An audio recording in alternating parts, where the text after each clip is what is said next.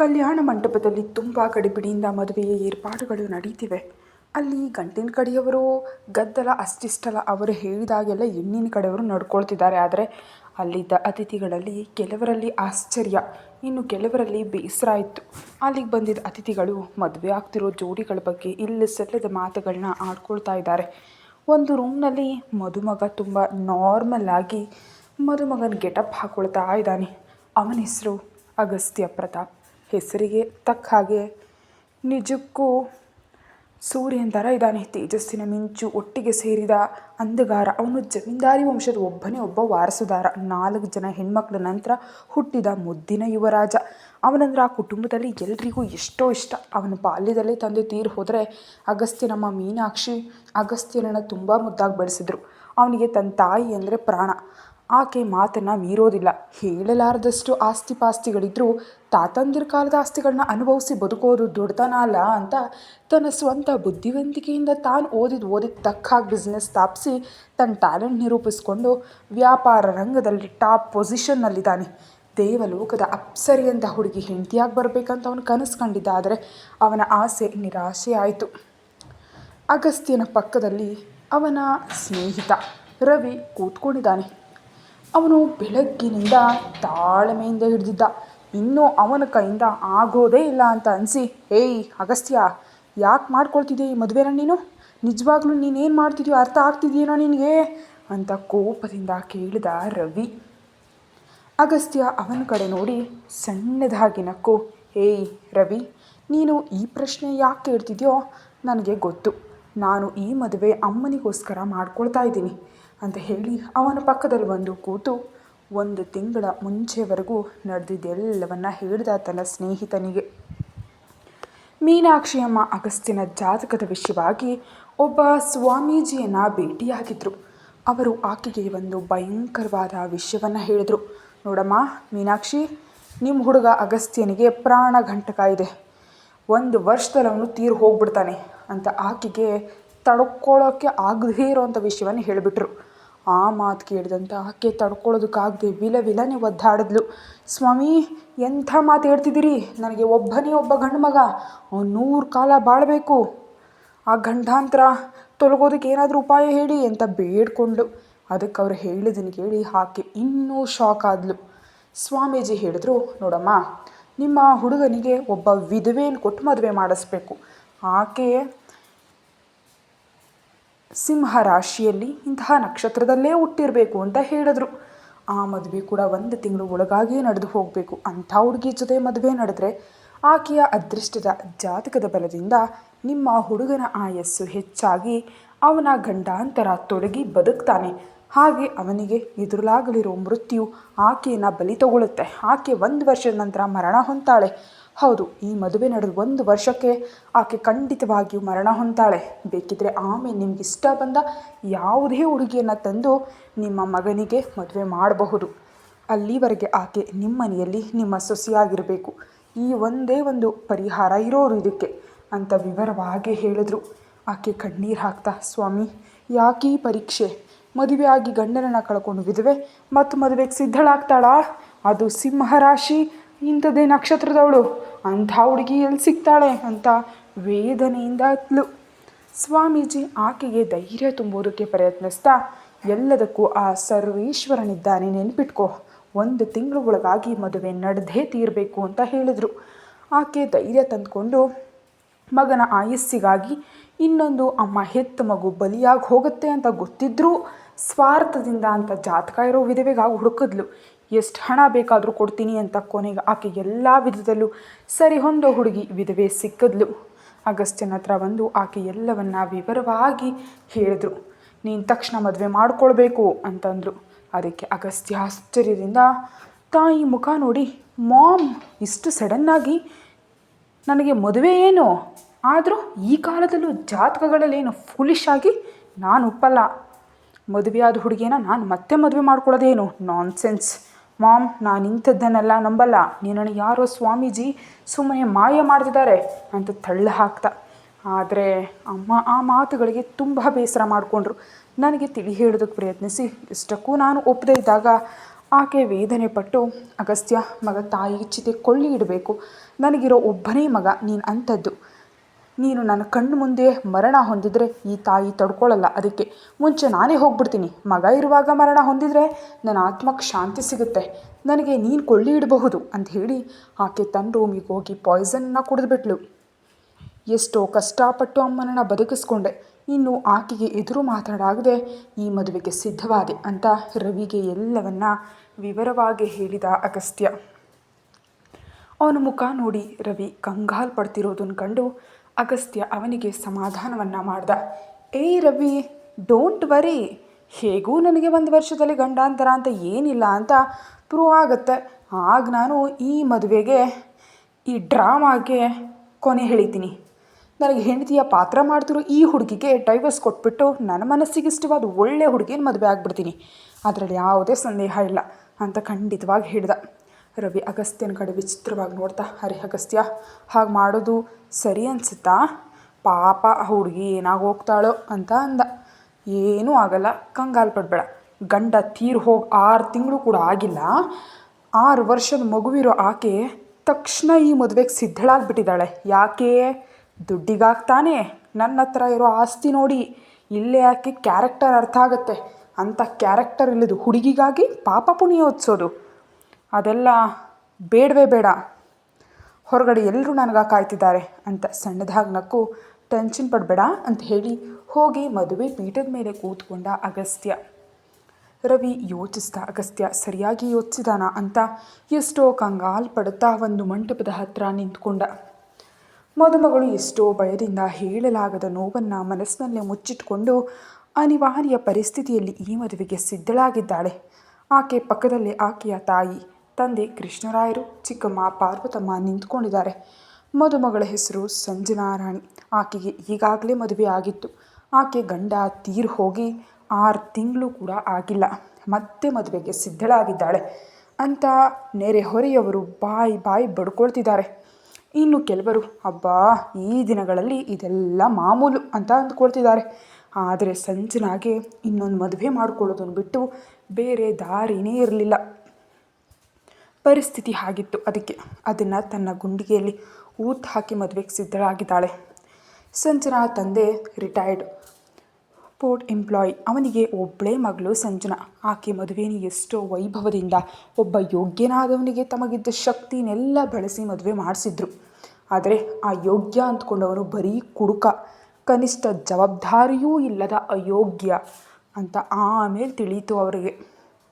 ಹಾಗಿದ್ರೂ ಸಂಜನಾ ಎಷ್ಟೋ ತಾಳ್ಮೆಯಿಂದ ಅವನ ಜೊತೆಗೇ ಇದ್ಲು. ಹೆತ್ತವರಿಗೆ ತನ್ನ ಕಷ್ಟವನ್ನು ಎಂದೂ ಹೇಳ್ಕೊಳ್ಳಿಲ್ಲ. ಅವರಿಗೆ ಒಂದು ಹೆಣ್ಮಗು ಕೂಡ ಹುಟ್ಟಿತ್ತು. ಅಳಿಯ ಕುಡಿದು ಇದನ್ನೆಲ್ಲ ಕಳ್ಕೊಂಡು ಕಾಯಿಲೆ ಬಂದು ಮಂಚ ಹಿಡ್ದ. ಅವನ ತಂದೆ ತಾಯಿ ಎಲ್ಲರೂ ಕೈ ಚೆಲ್ಲಿಬಿಟ್ರು. ಮಗಳ ಬದುಕು ಚೆನ್ನಾಗಾಗಲಿ ಅಂತ ಸಂಜನಾ ತಂದೆ ತಾಯಿ ತಾವಿದ ಮನೆಯನ್ನು ಕೂಡ ಮಾರಿ ಅವನನ್ನು ಬದುಕಿಸ್ಕೋಬೇಕು ಅಂದ್ಕೊಂಡ್ರು. ಆದರೆ ಯಾವುದೇ ಪ್ರಯೋಜನ ಆಗಲಿಲ್ಲ. 6 ತಿಂಗಳ ಮುಂಚೆ ಅವನು ತೀರು ಹೋದ. ಸಂಜನಾಳ ಆ ವೇದನೆ ನೋವನ್ನು ಯಾರೂ ತೀರಿಸಲಾಗದ್ದು. ಆಕೆ ಅವನನ್ನು ಮದುವೆ ಆದರೂ ಯಾವತ್ತೂ ಸಂತೋಷವಾಗಿರಲೇ ಇಲ್ಲ. ನಿಜ ಹೇಳಬೇಕಂದ್ರೆ ಅವನು ಸಂಜನಾಳನ್ನು ಇಷ್ಟಪಟ್ಟು ಮದುವೆಯಾಗೇ ಇರಲಿಲ್ಲ. ಲವ್ ಫೇಲ್ಯೂರ್ ಕಾರಣದಿಂದ ಅವನು ಮದುವೆಯೇ ಆಗಲ್ಲ ಅಂದ್ಕೊಂಡು ಕುಡಿತಕ್ಕೆ ದಾಸನಾಗಿದ್ದ. ಅವನ ತಾಯಿ ಬಲವಂತ ಮಾಡಿ ಸಂಜನಾಳನ್ನು ಮದುವೆ ಮಾಡಿಸಿದ್ಲು. ಅದಕ್ಕೆ ಆಕೆ ಕಡೆ ಕಣ್ಣೆತ್ತು ಕೂಡ ಯಾವತ್ತೂ ಅವನು ನೋಡ್ತಿರಲಿಲ್ಲ. ಆದರೂ ಸಂಜನಾ ಅದನ್ನೆಲ್ಲ ಸಹಿಸ್ಕೊಂಡಿದ್ಲು. ಅವನು ಒಂದು ದಿನ ಕುಡಿದ ಮತ್ತಿನಲ್ಲಿ ಸಂಜನಾಳನ್ನು ಬಲಾತ್ಕಾರ ಮಾಡ್ದ. ಆ ಸಮಯದಲ್ಲಿ ಆಕೆ ಎಷ್ಟು ನೋವನ್ನು ನರಕವನ್ನು ಅನುಭವಿಸಿದ್ಲೋ ಆ ದೇವರಿಗೆ ತಿಳಿಬೇಕು. ಸ್ವಂತ ಹೆಂಡತಿಯನ್ನು ಬಲವಂತ ಮಾಡಿದ ಕೀರ್ತಿ ಅವನದೇ ಅಂತ ಆ ಕ್ಷಣದಲ್ಲೇ ಸಾಬೀತಾಯಿತು.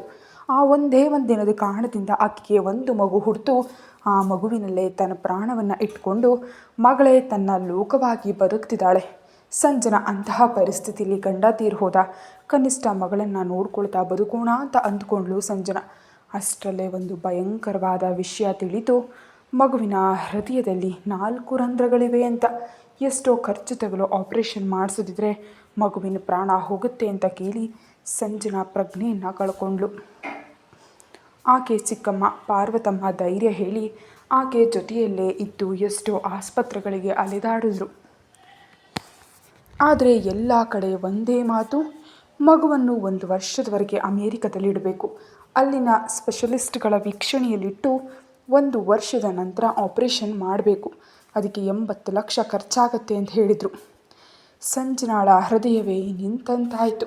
80 ಲಕ್ಷ, ಅಷ್ಟು ಹಣವನ್ನು ನಾನು ಎಲ್ಲಿಂದ ತರಲಿ ಅಂತ ಎಷ್ಟೋ ಅತ್ತಲು. ಕೊನೆಗೆ ಮಗಳ ಮೇಲಿನ ಆಸೆ ಬಿಟ್ಕೊಂಡು ಆಕೆಯ ಪ್ರಾಣ ಹೋಗೋ ಮುನ್ನ ತನ್ನ ಪ್ರಾಣವನ್ನೇ ತೆಗೆದುಕೊಳ್ಬೇಕು ಅಂತ ನಿರ್ಧರಿಸಿ ಆತ್ಮಹತ್ಯೆ ಮಾಡಿಕೊಳ್ಳೋದಕ್ಕೆ ಹೋದಳು. ಅಷ್ಟರಲ್ಲಿ ಪಾರ್ವತಮ್ಮನ ಮೂಲಕ ಮೀನಾಕ್ಷಿಯಮ್ಮ ಸಂಜನಾಳನ ಭೇಟಿಯಾಗಿ, ಮಗುವಿಗೆ ಬೇಕಾದ ಎಲ್ಲ ಅಗತ್ಯಗಳನ್ನ ನಾನೇ ನೋಡ್ಕೊಳ್ತೀನಿ, ಮಗುವಿಗಾಗಿ 1 ಕೋಟಿ ರೂಪಾಯಿ ಕೊಡ್ತೀನಿ, ಫ್ಯೂಚರ್ನಲ್ಲಿ ಮಗುವಿಗೆ ಯಾವುದೇ ಕೊರತೆ ಇಲ್ಲದೆ ಯುವರಾಣಿಯಂತೆ ನೋಡ್ಕೊಳ್ತೀವಿ, ನನ್ನ ಸ್ವಂತ ಮೊಮ್ಮಗಳಂತೆ ನೋಡ್ಕೊಳ್ತೀವಿ, ನೀನು ಮಗುವಿನ ಬಗ್ಗೆ ಯೋಚಿಸ್ಬೇಡ ಅಂತ ಮಾತು ಕೊಟ್ಟು ಸಂಜನಾಳನ್ನು ಈ ಮದುವೆಗೆ ಒಪ್ಪಿಸಿದ್ರು.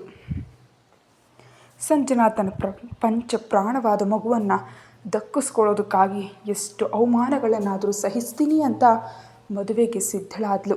ಆಕೆ ಪರಿಸ್ಥಿತಿ ತಿಳಿಯದೆ ಅಗಸ್ತ್ಯ ಆಕೆಯನ್ನು ತಪ್ಪಾಗಿ ಅರ್ಥ ಮಾಡ್ಕೊಂಡಿದ್ದಾನೆ. ಒಂದು ವೇಳೆ ಕುಂಕುಮ ಹೋಗಿದ್ರು ಆಕೆ ಹಣೆಗೆ ಮತ್ತೆ ಕಲ್ಯಾಣ ತಿಲಕ ಇಟ್ಟರು. ಸಂಜನಾ ಕೈಯಲ್ಲಿ ಕೆಂಡವನ್ನು ಮುಚ್ಚಿಟ್ಕೊಂಡಂತೆ ನೋವನ್ನು ಹಲ್ಕಚ್ಚಿ ಮರೆಮಾಚಿ ಮದುವೆ ಪೀಠದ ಮೇಲೆ ಕೂತ್ಕೊಂಡ್ಳು. ಅಗಸ್ತ್ಯ ತಲೆಯನ್ನು ಆ ಕಡೆ ತಿರುಗಿಸ್ಲಿಲ್ಲ. ಕನಿಷ್ಠ ಆಕೆ ಹೇಗಿದ್ದಾಳೆ ಅಂತ ನೋಡೋದಕ್ಕೂ ಕೂಡ ಅವನು ಇಷ್ಟನೇ ಪಡಲಿಲ್ಲ. ಸಂಜನಾ ಕೂಡ ತಲೆ ತಗ್ಸಿ ಕೂತಿದ್ಲು. ಆಕೆಗೆ ಅವನನ್ನು ನೋಡಬೇಕಾದ ಅಗತ್ಯನೇ ಇಲ್ಲ.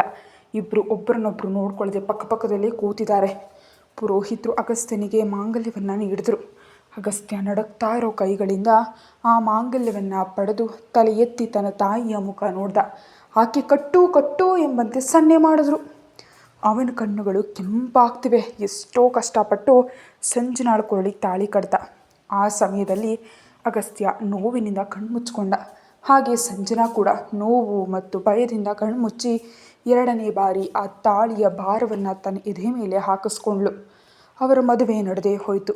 ಆದರೆ ಅವರಿಬ್ಬರು ಒಬ್ರಿಗೊಬ್ಬರು ಯಾರೂ ಅಲ್ಲ. ಅಲ್ಲೇ ಅಗಸ್ತ್ಯನ ಸ್ನೇಹಿತರು ಅವನ ಮದುವೆಯಲ್ಲಿ ಯಾವುದೇ ಗದ್ದಲ ಮಾಡೋದಕ್ಕೆ ಇಷ್ಟಪಡದೆ ಮೆಲ್ಲನೆ ಹೊರಗೆ ಬಂದರು. ಆದರೆ ಒಬ್ಬ ರವಿ ಮಾತ್ರ ಮದುವೆ ಕಾರ್ಯ ಮುಗಿಯೋವರೆಗೆ ಅಲ್ಲೇ ಇದ್ದು ಅಗಸ್ತ್ಯನಿಗೆ ಕೆಲವು ಜಾಗ್ರತೆಗಳನ್ನ ಹೇಳಿ ಹೊರಟು ಹೋದ. ಅಗಸ್ತ್ಯನ ಅಕ್ಕಂದಿರು ತಮ್ಮ ಯಾವುದೋ ರಾಜಕುಮಾರಿಯನ್ನು ಹೆಂಡತಿಯಾಗಿ ಮದುವೆ ಆಗ್ತಾನೆ ಅಂತ ಅಂದ್ಕೊಂಡಿದ್ರು. ಅದಕ್ಕಾಗಿ ಎಷ್ಟೋ ಕನಸು ಕಂಡಿದ್ರು. ಆದರೆ ಅವರ ತಾಯಿಯ ಮೂಢನಂಬಿಕೆಗಳ ಕಾರಣದಿಂದ ತಮ್ಮ 2ನೇ ಮದುವೆಯನ್ನು, ಅದು ಒಬ್ಬ ವಿಧವೆಯನ್ನು ಮದುವೆ ಆಗ್ತೀನಿ ಅಂತ ಅಂದ್ಕೊಂಡಿರಲಿಲ್ಲ. ಆದರೆ ಇಷ್ಟ ಇಲ್ದಿದ್ರು ಏನು ಮಾಡೋದಕ್ಕೆ ಸಾಧ್ಯ ಇಲ್ಲ. ಎಲ್ಲರೂ ಮದುವೆಗೆ ಹಾಜರಾಗಿದ್ದರು. ಅವರಲ್ಲಿ ದೊಡ್ಡವಳಾದ ಶಶಿಕಲಾಳನ್ನು ಬಿಟ್ಟು ಉಳಿದವರೆಲ್ಲರೂ ತಮ್ಮ ಮನೆಗಳಿಗೆ ಹಿಂತಿರುಗಿದ್ರು. ಅಗಸ್ತ್ಯನ ದೊಡ್ಡಕ್ಕ ಶಶಿಕಲಾ ಅಮ್ಮನ ಮನೆಯಲ್ಲಿರ್ತಾಳೆ. ಆಕೆ ಗಂಡ ವೆಂಕಟೇಶನ ಮನೆ ಅಳಿಯನ್ನಾಗಿ ಮಾಡ್ಕೊಂಡಿದ್ದಾರೆ. ಆದ್ದರಿಂದ ಆಕೆಗೆ ಅವನ ಜೊತೆಯಲ್ಲಿ ಇರಬೇಕಾಯಿತು. ಬಂಗೈಗೆ ಹೋಗೋದು ಕಾರ್ ಸಿದ್ಧಪಡಿಸಿದ್ರು. ಅಲ್ಲಿರೋ ಮದುಮಗಳು ನೋಡೋದಕ್ಕೆ ತುಂಬ ಸುಂದರವಾಗಿದ್ದಾಳೆ. ಅಗಸ್ತ್ಯನ ಅಂದಕ್ಕೆ ಯಾವುದೇ ರೀತಿಯಲ್ಲೂ ಕಡಿಮೆ ಇಲ್ಲದ ಅಂದ ಅವಳದು. ಆ ವಿಷಯದಲ್ಲಿ ಮೀನಾಕ್ಷಿ ಸಂತೋಷಪಟ್ಲು. ತಮ್ಮ ಅಂತಸ್ತಿಗೆ ತಕ್ಕ ಹುಡುಗಿ ಅಲ್ದಿದ್ರು ಅಂದ ಮತ್ತು ನಡವಳಿಕೆಯಲ್ಲಿ ನೋಡೋದಕ್ಕೆ ಮುದ್ದಾದ ಸೊಸೆ ಅಂತ ಹೇಳಬಹುದು. ಅಗಸ್ತ್ಯ ಕೂಡ ತುಂಬ ಸುಂದರವಾಗಿದ್ದಾನೆ. ಅವರಿಬ್ಬರ ಜೋಡಿ ನೋಡೋದಕ್ಕೆ ಚೆನ್ನಾಗಿದೆ. ಆದರೆ ವಿಧವೆ ಬರ ಬೇರೆ ಇತ್ತು. ಅಗಸ್ತ್ಯ ಮತ್ತು ಸಂಜನಾ ಇಬ್ಬರು ಒಂದೇ ಕಾರ್ನಲ್ಲಿ ಕೂತಿದ್ದಾರೆ. ಆದರೆ ಅವರಿಬ್ಬರು ದೂರ ಕೂತಿದ್ದಾರೆ. ಒಬ್ರಿಗೊಬ್ಬರು ತಾಗದಂತೆ. ಅವರಿಗೆ ಒಬ್ಬರನ್ನೊಬ್ಬರು ನೋಡಬೇಕಂತಾಗಲಿ ಅಥವಾ ಒಬ್ಬರನ್ನೊಬ್ಬರು ಮಾತಾಡಿಸ್ಕೊಳ್ಬೇಕು ಅಂತಾಗಲಿ ಆಸೆ ಇರಲಿಲ್ಲ. ಅವರಿಗೆ ಒಬ್ಬರ ಮುಖ ಒಬ್ರಿಗೆ ತಿಳಿಯೋದೇ ಇಲ್ಲ. ಇಬ್ಬರು 2 ಕಡೆ ಮುಖ ತಿರುಗಿಸಿ ಕೂತಿದ್ದಾರೆ. ಅಗಸ್ತ್ಯನಿಗೆ ಮತ್ತಷ್ಟು ಕಿರಿಕಿರಿ ಉಂಟಾಗ್ತಿದೆ. ಅದಕ್ಕೆ ಕಾರಣ ಅವನಿಗೆ ಸ್ವಲ್ಪ ದೂರದಲ್ಲಿ ಕೂತಿರೋ ಮದುಮಗಳ ಒಡಲಲ್ಲಿ ಆಕೆಯ ಮಗಳು, ಒಂದು ಸಣ್ಣ ಮಗು ನಿದ್ರಿಸ್ತಿದೆ. ಅದಕ್ಕೆ ಅವನಿಗೆ ಇದನ್ನು ತಡ್ಕೊಳ್ಳೋದಕ್ಕೆ ಸಾಧ್ಯನೇ ಆಗ್ತಾಯಿಲ್ಲ. ಅವರು ಬಂಗ್ಲೆ ತಲುಪಿದ್ರು. ಕಾರಿನಿಂದ ಇಳಿಯುತ್ತಲೇ ಸಂಜನಾಳ ಕೈಲಿದ್ದ ಮಗುವನ್ನು ಪಾರ್ವತಮ್ಮನವರು ಪಡೆದು, ನಾನು ನೋಡ್ಕೊಳ್ತೀನಿ ಬಿಡಮ್ಮ ಸಂಜನಾ ಅಂತ ಹೇಳಿ ಕರ್ಕೊಂಡು ಹೋದರು. ಅಲ್ಲಿದ್ದವರು ವಧುವರರಿಗೆ ಆರತಿಯನ್ನೆತ್ತಿದ್ರು. ಆ ಕಾರ್ಯಕ್ರಮವನ್ನು ನೋಡಿದಂಥ ಅಗಸ್ತ್ಯ ಮಾತ್ರ ತುಂಬ ಕಿರಿಕಿರಿಗೊಂಡು ಅವನ ರೂಮಿಗೆ ಹೊರಟೋದ. ಅವನನ್ನು ಮೀನಾಕ್ಷಮ್ಮ ತಡೆಯೋ ಪ್ರಯತ್ನ ಮಾಡಲಿಲ್ಲ. ಸಂಜನಾಳನ್ನು ಹಾಲ್ನಲ್ಲಿ ಕೂರಿಸಿ ಆಕೆ ಕೈಯಿಂದ ಅಲ್ಲಿದ್ದ ಮುತ್ತೈದೆಯರಿಗೆ ಬಾಗಿನ ಕೊಡಿಸಿದ್ದಾರೆ. ಆಕೆ ನಿಜ ಹೇಳಬೇಕಂದ್ರೆ ಸಂಜನಾಳ ಪರಿಸ್ಥಿತಿ ನರಕದಂತಿತ್ತು. ಹೊಸ್ತಾ ಕುಂಕುಮ ಹೋಗಿದ್ದ ಆಕೆ ಮತ್ತೆ ಕಲ್ಯಾಣ ತಿಲಕವನ್ನು ಇಟ್ಕೊಂಡು ಅಲ್ಲಿದ್ದವರಿಗೆ ಬಾಗಿನ ಕೊಡೋದು ಎಷ್ಟು ದಾರುಣವಾದ ಪರಿಸ್ಥಿತಿ. ಇಂಥ ಪರಿಸ್ಥಿತಿ ಯಾವ ಹೆಣ್ಣಿಗೂ ಬರಬಾರ್ದು. ಭಗವಂತ, ಏನಿದು ನನಗೆ ಶಿಕ್ಷೆ ಅಂದ್ಕೊಳ್ತಿದ್ದಾಳೆ. ಆಕೆ ಕೈಗಳು ನಡಕ್ತಿವೆ. ಕಣ್ಣುಗಳಲ್ಲಿ ಕಣ್ಣೀರು ಯಾವ ಕ್ಷಣದಲ್ಲಾದರೂ ಉಕ್ಕಿ ಬರೋದಕ್ಕೆ ಸಿದ್ಧವಾಗಿದೆ. ಆಕೆ ಪರಿಸ್ಥಿತಿಯನ್ನು ಮೀನಾಕ್ಷಮ್ಮ ಗಮನಿಸಲೇ ಇದ್ದಾರೆ.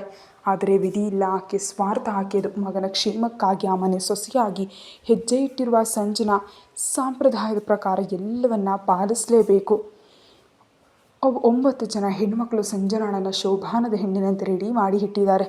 ಆಕೆ ಪರಿಸ್ಥಿತಿ ಅಲ್ಲಿದ್ದವ್ರಿಗೆ ಗೊತ್ತು. ಪಾರ್ವತಮ್ಮ ಸಂಜನಾಳಿಗೆ ಹೇಳಿ, ಮಗು ನನ್ನ ಹತ್ರ ಮಲ್ಕೊಳ್ಳುತ್ತೆ, ನನಗೊಂದು ರೂಮ್ ಕೊಟ್ಟಿದ್ದಾರೆ, ಇಲ್ಲೇ ಇರ್ತೀನಿ, ನೀನು ಹೊಸ ಜೀವನವನ್ನು ಪ್ರಾರಂಭಿಸು, ಚಿಂತಿಸಬೇಡ ಅಂತ ಹೇಳಿದ್ರು. ಸಂಜನಾ ತಂದೆ ತಾಯಿ ಆಕೆಗೆ ಹೇಳ್ಬೇಕಾದ ಮಾತುಗಳು ಹೇಳಿ ಹೊರಟೋದ್ರು. ಆ 9 ಜನ ಸಂಜನಾಳನ್ನು ಒಂದು ರೂಮ್ನೊಳಗೆ ತಳ್ಳಿ ಹೊರಗಡೆಯಿಂದ ಚಿಲಕ ಹಾಕಿ ಹೊರಟು ಹೋದರು. ಸಂಜನಾಳ ಹೃದಯ ನಡುಗಿತ್ತು. ಆಕೆಗೆ ನರಕದ ದ್ವಾರದಲ್ಲಿ ಹೆಜ್ಜೆ ಇಡ್ತಿರೋಂಥ ಭಾವನೆ ಉಂಟಾಯಿತು. ಆಕೆಗೆ ಆ ಕ್ಷಣದಲ್ಲಿ ಪ್ರಾಣ ಹೋದರೆ ಚೆನ್ನಾಗಿರ್ತಿತ್ತು ಅಂತ ಅನ್ನಿಸ್ತು. ಆದರೆ ತನ್ನ ಪ್ರಾಣ ಬಿಟ್ಟರೆ ಪ್ರಸ್ತುತ ಆಕೆ ಮಗುವನ್ನು ಉಳಿಸ್ಕೊಳ್ಳೋದಕ್ಕೆ ಸಾಧ್ಯ ಇಲ್ಲ. ತಾನು ಬದುಕಿರಲೇಬೇಕು, ನೋವನ್ನು ಸಹಿಸಿಕೊಳ್ಳೇಬೇಕು ಅಂತ ಬೇರೆ ದಾರಿ ಇಲ್ಲದೆ ಎಲ್ಲದಕ್ಕೂ ಸಿದ್ಧಳಾಗಿ 2 ಹೆಜ್ಜೆ ಮುಂದೆ ಇಟ್ಲು. ಆದರೆ ಆಕೆಗೆ ಧೈರ್ಯ ಸಾಲ್ತಿಲ್ಲ. ಮೈಯೆಲ್ಲ ಚಿಗರಳಿಯಂತೆ ನಡಗ್ತಿದೆ. ಭಯದಿಂದ ಕಣ್ಣುಗಳನ್ನ ಗಟ್ಟಿಯಾಗಿ ಮುಚ್ಚಿ ನಿಂತಿದ್ದಾಳೆ. 10 ನಿಮಿಷ ಕದಲದೆ ಎಲ್ಲಿ ನಿಂತಿದ್ದಾಳೋ ಅಲ್ಲೇ ಕಣ್ಣು ಮುಚ್ಚಿ ನಿಂತಿದ್ದಾಳೆ.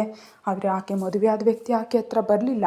ಸಂಜನಾ ಭಯದಿಂದ ಕಂಡುಬಿಟ್ಲು. ಅವನ ಹಿಂದಿನ ಕಡೆ ಬಾಲ್ಕನಿಯಲ್ಲಿ ಕೂತು ಲ್ಯಾಪ್ಟಾಪ್ನಲ್ಲಿ ಏನೋ ಕೆಲಸ ಮಾಡ್ತಿದ್ದಾನೆ. ಆ ಕಡೆ ಮುಖ ತಿರುಗಿಸಿ ಕೂತಿರೋ ಅವನ್ನ ನೋಡಿ ಅಮ್ಮಯ್ಯ ಅಂತ ನಿಟ್ಟುಸಿರು ಬಿಟ್ಲು ಸಂಜನಾ. ಅವನ ರೂಪವನ್ನು ಕೂಡ ಆಕೆ ಗಮನಿಸಲಿಲ್ಲ. ಹೃದಯ ಪೂರ್ತಿ ಭಯದಿಂದ ಆ ರೂಮಿನ ಒಂದು ಮೂಲೆಯಲ್ಲಿ ನೆಲದ ಮೇಲೆ ಮುದುರುಕೊಂಡು ಒಂದು ಕಡೆ ತಿರುಗಿ ಮಲ್ಕೊಂಡ್ಬಿಟ್ಲು. ಅವನ ಆಕೆ ಹತ್ತಿರ ಬರದೇ ಇರುವಾಗ ಸಂಜನಾಗೆ ಸ್ವಲ್ಪ ಜೀವ ಬಂದಂತಾಯಿತು. ನಿದ್ರೆಗೆ ಜಾರದ್ಲು.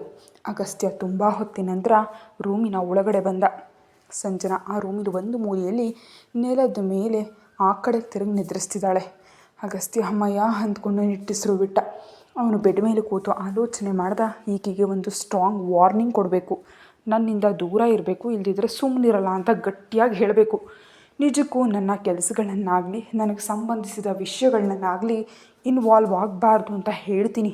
ಆದರೂ ನಾನು ಆಕೆಯೊಂದಿಗೆ ಮಾತಾಡೋದು ಬೇಡ, ಒಂದು ಲೆಟರ್ ಬರೆದು ಹಾಕ್ಬಿಡ್ತೀನಿ ಅಂತ ನಿರ್ಧರಿಸಿ ತನ್ನ ಮನಸ್ಸಿನಲ್ಲಿರುವಂತಹ ಮಾತುಗಳನ್ನೆಲ್ಲ ಲೆಟರ್ನಲ್ಲಿ ಬರೆದಿಟ್ಟು ಆಕೆ ತಲೆದಿಂಬಿನ ಕೆಳಗಿಟ್ಟು ಬಂದ. ಆ ಸಮಯದಲ್ಲಿ ಕೂಡ ಸಂಜನಾಳ ಮುಖ ನೋಡಿದಂತೆ ಆಕೆ ಆ ಕಡೆಗೆ ತಿರುಗಿದ್ಲು. ಅಗಸ್ತ್ಯ ಅಂದ್ಕೊಂಡಿದ್ದನ್ನು ಮಾಡಿ ಪ್ರಶಾಂತವಾಗಿ ಬಂದು ಬೆಡ್ ಮೇಲೆ ಮಲ್ಕೊಂಡ. ಅವನಿಗೆ ಈಗ ರಿಲೀಫ್ ಅನ್ನಿಸ್ತು. ಬೆಳಗಿನ ಜಾವ 4 ಗಂಟೆ ಸಮಯದಲ್ಲಿ ಸಂಜನಾ ತಟ್ಟನೆ ಬೆಚ್ಚು ಬಿದ್ದು ನಿದ್ರೆಯಿಂದಿದ್ಲು. ಆಕೆಗೆ ಅತ್ತೆ ಹೇಳಿದರು, ಇವತ್ತೇನೋ ಕುಂಕುಮ ಪೂಜೆ ಇದೆ ಅಂತ. ಅಷ್ಟೇ ಸಂಜನಾ ಕಂಗಾಲಾಗಿ ನಿದ್ರೆಯಿಂದಿದ್ದು ಸ್ಥಾನಕ್ಕೆ ಹೋಗೋದಕ್ಕೆ ಸಿದ್ಧಳಾದ್ಲು. ಆಕೆ ತಲೆ ಕೆಳಗೆ ಹಾಕೊಂಡಿದ್ದಂಥ ದಿಂಬನ್ನು ತೆಗೆದು ಪಕ್ಕಕ್ಕಿಡೋದಕ್ಕೆ ಹೋದ್ಲು. ಆಕೆ ಕಣ್ಣಿಗೆ ಅಗಸ್ತ್ಯ ಬರೆದಿದ್ದ ಲೆಟರ್ ಕಾಣಿಸ್ತು. ಅದೇನಾಗಿರಬಹುದು ಅಂತ ತೆರೆದು ನೋಡಿದ್ಲು. ಹಲೋ, ನೀವು ಯಾರೋ ನನಗೆ ಗೊತ್ತಿಲ್ಲ, ತಿಳಿಬೇಕಂತ ಕೂಡ ನಾನು ಅಂದ್ಕೊಂಡಿಲ್ಲ. ನಮ್ಮಮ್ಮನ ಮೂಢನಂಬಿಕೆ ಕಾರಣದಿಂದ ನಿಮ್ಮನ್ನು ಮದುವೆ ಆಗಬೇಕಾಗಿ ಬಂತು, ಅದು ನನ್ನ ಕರ್ಮ. ಆಕೆಯ ಸಂದೇಹ ಏನಂದರೆ ನನಗೆ 1 ವರ್ಷದಲ್ಲಿ ಏನೋ ಗಂಡಾಂತರ ಇದೆ ಅಂತ. ಅದು ಹೇಗೂ ನಿಜ ಅಲ್ಲ. ಆಕೆ ಅನುಮಾನ ದೂರ ಆದಮೇಲೆ, ಅಂದರೆ ಸರಿಯಾಗಿ 1 ವರ್ಷ ಪೂರ್ತಿ ಆದಮೇಲೆ ನಾನು ನಿಮಗೆ ಡೈವೋರ್ಸ್ ಕೊಡ್ತೀನಿ. ಅಲ್ಲಿವರೆಗೆ ನೀನು ನನ್ನ ಕೆಲಸಗಳನ್ನಾಗಲಿ ನನ್ನ ಹತ್ರ ಆಗಬೇಕಂತಾಗಲಿ ಟ್ರೈ ಮಾಡಿದ್ರೆ ಮಾತ್ರ ಸುಮ್ಮನಿರಲ್ಲ. ನನಗೆಷ್ಟು ದೂರ ಇದ್ದರೆ ನಿಮ್ಗೆ ಅಷ್ಟೇ ಒಳ್ಳೆಯದು. ಹೇಳ್ತಿದ್ದೀನಿ. ಇನ್ನೊಂದು ವಿಷಯ, ನಾನು ನಿನಗೆ ಹೀಗೆ ಲೆಟರ್ ಬರೆದಿಟ್ಟಿದ್ದೀನಿ ಅಂತ ಮಾಮ್ಗೆ ಹೇಳಿ ಜಗಳ ಆಡೋದಕ್ಕೆ ಬಂದರೆ ಸುಮ್ಮನಿರಲ್ಲ, ನೆನ್ಪಿಟ್ಕೊ. ನಿಜಕ್ಕೂ ಮಾಮ್ಗೆ ಏನೂ ಗೊತ್ತಾಗಬಾರ್ದು. ಸೊ ನನ್ನಿಂದ ದೂರ ಇರಿ. ಸಂಜನಾಳಿಗೆ ತಡ್ಕೊಳಕ್ಕಾಗದೇ ಇರೋಷ್ಟು ಕೋಪ ಬಂತು. ಏನಿದು, ಈ ಮನುಷ್ಯ ಏನು ಅಂದ್ಕೊಂಡಿದ್ದಾನೆ ನಿಜವಾಗ್ಲೂ ಅಂತ ಬೈದ್ಕೊಂಡು ಅಷ್ಟರಲ್ಲೇ ಸ್ವಲ್ಪ ಸಂತೋಷಪಟ್ಟು, ಏನಾದ್ರೇನು ನನಗೆ ದೂರ ಇರ್ತೀನಿ ಅಂತಿದ್ದಾರಲ್ಲ ಅಷ್ಟೇ ಸಾಕು. ಹೇಗೂ ಮಗುವಿನ ಆಪ್ರೇಷನ್ಗೆ 1 ವರ್ಷ ಬೇಕಾಗತ್ತೆ. ಆಕೆ ಆಪ್ರೇಷನ್ ಮುಗಿತ್ಲೆ ನಾನು ಮಗುವನ್ನು ಕರ್ಕೊಂಡು ಈ ಮನುಷ್ಯನಿಂದ ದೂರ ಹೊಟ್ಟು ಹೋಗ್ತೀನಿ ಅಂದ್ಕೊಂಡು ಸ್ನಾನ ಮುಗಿಸಿ ಪೂಜಾ ರೂಮ್ಗಳಿಗೆ ತಲುಪಿದ್ಲು. ಆಕೆ ಹೋದ ಸ್ವಲ್ಪ ಹೊತ್ತಿಗೆ ಅಗಸ್ತ್ಯ ನಿದ್ರೆಯಿಂದ ಎದ್ದು ಫ್ರೆಶ್ ಆಗಿ ಹೊರಟೋದ. ಅವನನ್ನು ಮೀನಾಕ್ಷಿ ನೋಡಿ ಮನೆಯಲ್ಲಿ ಇರಬೇಕಂತ ಬಲವಂತ ಮಾಡಲಿಲ್ಲ. ಈಗಾಗಲೇ ಅಗಸ್ತ್ಯ ತನ್ನಿಂದ ತುಂಬ ತೊಂದರೆ ಪಟ್ಟಿದ್ದಾನೆ, ಅದಕ್ಕೆ ಅವರನ್ನು ಪೀಡಿಸಬಾರ್ದು ಅಂತ ಸುಮ್ಮನಿದ್ಲು. ಪೂಜಾ ರೂಮ್ನಲ್ಲಿ ಸಂಜನಾಳನ್ನು ಕುಂಕುಮ ಪೂಜೆಯಲ್ಲಿ ಕೂರಿಸಿ ಎಷ್ಟೋ ನಿಷ್ಠೆಯಿಂದ ಪೂಜೆ ಮಾಡಬೇಕಂತ ಎಲ್ಲ ಏರ್ಪಾಡುಗಳನ್ನು ಮಾಡಿಟ್ಟಿದ್ರು. ಸಂಜನಾ ಪೂಜೆಯಲ್ಲಿ ಕೂತು ಎಷ್ಟೋ ನಿಷ್ಠೆಯಿಂದ ಪೂಜೆ ಮಾಡಿದ್ಲು. ಸಂಜನಾ ಪೂಜೆ ಮುಗಿಸಿ ಅತ್ತೆ ಕಾಲಿಗೆ ನಮಸ್ಕಾರ ಮಾಡಿದ್ಲು. ಹಾಗೆ ಸಂಜನಾಳನ್ನ ಮೇಲೆಪ್ಸಿ, ಅಮ್ಮ ಸಂಜನಾ, ನೀನು ಇಂಥ ಪರಿಸ್ಥಿತಿಯಲ್ಲಿ ಈ ಮದುವೆಗೆ ಒಪ್ಕೊಂಡಿದೆಯೋ ನನಗೆ ಗೊತ್ತು. ಏನೇ ಆದರೂ ನೀನು ಈ ಜಮೀನ್ದಾರಿ ಕುಟುಂಬದ ಸೊಸೆ. ನಿನ್ನ ಕಾರಣದಿಂದ ನಮ್ಮ ವಂಶಕ್ಕೆ ಯಾವುದೇ ಕಲೆ ಬರಬಾರ್ದು, ನೆನಪಿಟ್ಟುಕೋ ಅಂತ ಹೇಳಿದ್ರು. ಸಂಜನಾ ಹ್ಞೂ ಎಂಬಂತೆ ತಲೆಯನ್ನು ಆಡಿಸಿದ್ಲು. ಅಷ್ಟರಲ್ಲಿ ಅಲ್ಲಿಗೆ ಕೃಷ್ಣರಾಯರು ಬಂದರು. ಅವ್ರನ್ನ ನೋಡುತ್ತಲೇ ಸಂಜನಾ ಅಪ್ಪ ಎಂಬಂತೆ ಎಷ್ಟು ಸಂತೋಷದಿಂದ ನೋಡಿದ್ಲು. ಅಲ್ಲೇ ಇದ್ದ ಶಶಿಕಲಾ ಅವ್ರನ್ನ ನೋಡಿ ಅನಿವಾರ್ಯವಾಗಿ ಬನ್ನಿ ಬೀಗ್ರೆ ಅಂತ ಮರ್ಯಾದೆ ಕೊಟ್ಟು ಕರೆದ್ಲು. ಮೀನಾಕ್ಷಿಯವರು ಅವರ ಹತ್ರ ಹೋಗಿ ಬನ್ನಿ, ಏನು ಹೀಗೆ ಬಂದಿದ್ದೀರಿ ಅಂತ ಕೇಳಿದ್ರು. ಅವರೆಷ್ಟೋ ವಿನಯದಿಂದ ನಮಸ್ಕರಿಸಿ, ಅಕ್ಕ ಅದು ಮಗುವನ್ನು ಇವತ್ತು ಸಂಜೆ ಅಮೇರಿಕ ಕಳಿಸ್ತಿದ್ದಾರಲ್ವಾ, ಈ ಒಂದಿನ ಮಗುವನ್ನು ಮನೆಗೆ ಕರ್ಕೊಂಡು ಹೋಗೋದಕ್ಕೆ ಬಂದಿದ್ದೀನಿ ಅಂತ ಎಷ್ಟೋ ವೇದನೆಯಿಂದ ಆಕೆ ಅನುಮತಿಯನ್ನು ಕೇಳಿದ್ರು. ಮೀನಾಕ್ಷಿ ಅವರ ವೇದನೆಯನ್ನು ಅರ್ಥ ಮಾಡಿಕೊಂಡು ಹಾಂ ಆಗಲಿ, ಅದಕ್ಕೇನಂತೆ, ಮೊಮ್ಮಗಳು 1 ವರ್ಷದವರೆಗೆ ಕಾಣಿಸೋದಿಲ್ಲ ಅಂದರೆ ನೋವೇ ತಾನೇ. ಹಾಗೆ ಸಂಜನಾ ಹೋಗಮ್ಮ, ಆದರೆ ಒಂದು ವಿಷಯ ನೆನ್ಪಿಟ್ಕೋ, ನೇರವಾಗಿ ನೀನು ಏರ್ಪೋರ್ಟ್ನಿಂದ ಇಲ್ಲಿಗೆ ಬರಬೇಕು, ಇನ್ನು ಹೊರಡು ಅಂತ ಅನುಮತಿ ನೀಡಿದ್ರು. ಸಂಜನಾ ವಿನಯದಿಂದ ಹಾಂ ಅತ್ತೆ ಅಂತ ಹೇಳಿ ಮಗಳನ್ನು ಚಿಕ್ಕಮ್ಮ ಪಾರ್ವತಿನ ಕರ್ಕೊಂಡು ತಂದೆ ಜೊತೆ ಹೊರಗೋದ್ಲು. ಸಂಜನಾ ಹೊರಗೋದು 1 ಗಂಟೆ ನಂತರ ಅಗಸ್ತ್ಯ ಮನೆಗೆ ಬಂದ. ತಮ್ಮ ಬಂದಿರೋದನ್ನು ಗಮನಿಸಿ ಶಶಿಕಲಾ, ಏನು ತಮ್ಮ ಇಷ್ಟು ಬೇಗ ಬಂದುಬಿಟ್ಟೆ, ಏನು ಸಮಾಚಾರ ಅಂತ ಕೇಳಿದ್ಲು. ಅಗಸ್ತ್ಯ ಹೇಳ್ದ, ಏನಿಲ್ಲ ಅಕ್ಕ, ಒಂದು ಪ್ರಮುಖವಾದ ಫೈಲ್ ಮನೇಲಿ ಮರೆತು ಹೋಗಿದೆ, ಅದಕ್ಕಾಗಿ ಬಂದೆ ಅಂದ. ಹೌದಾ, ಇರು ತಂದು ಕೊಡ್ತೀನಿ ಅಂದ್ಲು ಶಶಿಕಲಾ. ಅಗಸ್ತ್ಯನಿಗೆ ಇಡೀ ಮನೆಯನ್ನು ಪರೀಕ್ಷಿಸಿ ನೋಡಿ, ಅಚ್ಚರಿ ಇಡೀ ಮನೆ ಇಷ್ಟು ಸೈಲೆಂಟ್ ಆಗಿದೆ ಏನೋ ಅಂತ ಕೇಳಿದ. ಶಶಿ ಬೇಸರದಿಂದ ಹೇಳಿದ್ಲು, ಹಾಂ ನಿಮ್ಮ ಹೆಂಡತಿ ತನ್ನ ಮಗುವನ್ನು ಅಮೇರಿಕಾ ಕಳಿಸೋದಕ್ಕೆ ಹೋಗಿದ್ದಾಳೆ ಈವ್ನಿಂಗ್ ಫ್ಲೈಟ್ಗೆ ಅಂದ್ಲು. ಅಗಸ್ತ್ಯ ಆಶ್ಚರ್ಯದಿಂದ ನೋಡ್ತಾ, ಏನೋ ಅಷ್ಟು ಸಣ್ಣ ಮಗುವನ್ನು ಅಮೇರಿಕಕ್ಕೆ ಕಳಿಸ್ತಿದ್ದಾಳ, ಯಾಕೆ? ನನಗೆ ಇಷ್ಟು ವಯಸ್ಸಾಗಿದ್ರು ಇಂದಿಗೂ ಮಾಮನ್ನು ನೋಡದೆ ಇರೋದಕ್ಕಾಗಲ್ಲ, ಅಂಥದ್ರಲ್ಲಿ ಅಷ್ಟು ದೂರ ಹೇಗೆ ಕಳಿಸ್ಬಿಡ್ತಾಳೆ? ಆ ಮಗು ಹೇಗಿರುತ್ತೆ? ದುಡ್ಡು, ಅಮ್ಮ ಚೆನ್ನಾಗಿ ದುಡ್ಡು ಕೊಟ್ಟಿರಬೇಕು, ಅದೇ ವಿಷಯ ಅಂತ ಅರ್ಥವಾಗದಂತೆ ಕೇಳಿದ ಅಗಸ್ತ್ಯ. ಅದೇ ಅಮ್ಮ ಹೇಳಿದ್ದು, ಆ ಮಗು ಇಲ್ಲಿ ಇರಬಾರ್ದು ಅಂತ. ಆ ಮಗು ಇಲ್ಲೇ ಇದ್ದರೆ ನಮಗೆ ತೊಂದರೆ ತಾನೇ, ನೋಡೋರಿಗೆ ಚೆನ್ನಾಗಿರಲ್ಲ ಅಲ್ವಾ, ಅದಕ್ಕೆ ಕಳಿಸ್ಬಿಡ್ತಿದ್ದಾಳೆ. ಛೀ, ಆಕೆ ಇಂಥ ತಾಯಿ ಅಂತ ಅಂದ್ಕೊಂಡೆ. ಅಮ್ಮ ಹೇಳಿದಾಳೆ ಅಂತ ಸಣ್ಣ ಮಗುವನ್ನ ಅಷ್ಟು ದೂರ ಹೇಗೆ ಕಳಿಸ್ಬಿಡ್ತಾಳೆ ಅವಳು? ಆಕೆ ನೆನೆಸ್ಕೊಂಡ್ರೆ ನನಗೆ ಅಸಹ್ಯ ಆಗುತ್ತೆ. ಸರಿ, ಫೈಲ್ ತಂದು ಕೊಡು ಅಂತ ಕೇಳ್ಪಡೆದು ತನಗೆ ಆಫೀಸ್ ತುಂಬ ಕೆಲಸ ಇದೆ, ಹೋಗ್ತಿದ್ದೀನಿ ಅಂತ ಹೇಳಿ ಹೋದ ಅಗಸ್ತ್ಯ. ನಿಜವಾಗಿ ಸಂಜನಾ ಎಷ್ಟು ನೋವು ಪಡ್ತಿದ್ದಾಳೆ ಅಂತ ತಿಳಿದಿದ್ರೆ ಅಗಸ್ತ್ಯ ಹಾಗೆ ಮಾತಾಡ್ತಾನೇ ಇರಲಿಲ್ಲ, ಹಾಗೆ ಆಕೆಯೊಂದಿಗೆ ಹಾಗೆ ವರ್ತಿಸ್ತಾನೂ ಇರಲಿಲ್ಲ. ಆದರೆ ಪರಿಸ್ಥಿತಿಗಳು ಅವರಿಬ್ಬರನ್ನ ಇಕ್ಕಟ್ಟಿಗೆ ಸಿಲುಕಿಸ್ತಿವೆ, ಅದಕ್ಕೆ ಒಬ್ಬರನ್ನೊಬ್ಬರು ತಪ್ಪಾಗಿ ಭಾವಿಸ್ತಿದ್ದಾರೆ. ಕತೆ ಮುಂದುವರಿಯುತ್ತೆ. ಹೆಚ್ಚಿನದಕ್ಕಾಗಿ ಚಾನಲ್ಗೆ ಮೆಂಬರ್ಶಿಪ್ ತಗೊಳ್ಳಿ.